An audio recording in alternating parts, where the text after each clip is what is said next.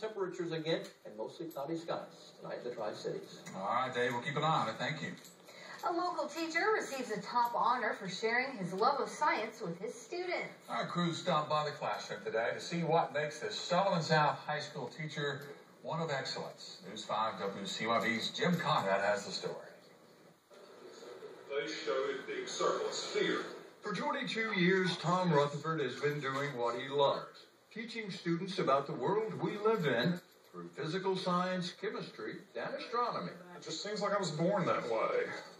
I've always liked science. In year 23, Rutherford is getting a nod from the Tennessee Academy of Science as its Distinguished Teacher of the Year. We learned that's because this teacher goes beyond the textbook. What have we covered so far, Scott? Rutherford encourages and guides his students to do their own research and analysis.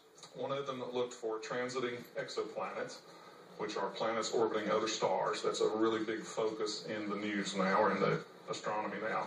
And the other tried to come up with a way to predict how distorted colliding galaxies are. Some of his students have even been published while still in high school.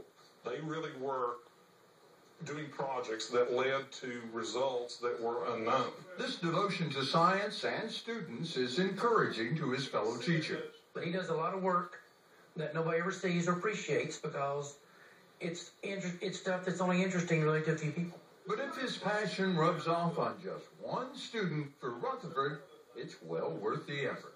When you have a student who, it clicks with, and you realize that, they're getting it, they understand what you're talking about, it actually is a really nice feeling.